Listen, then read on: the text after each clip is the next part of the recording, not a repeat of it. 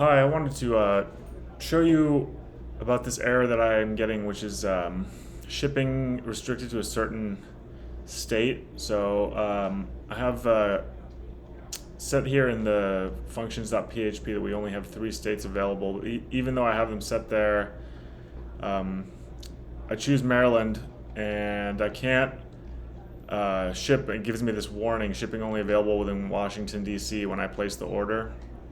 So what I want to do is I go into the WooCommerce settings. So dashboard, WooCommerce settings, and then shipping zones. I think it's settings and shipping up here actually, and then shipping zones.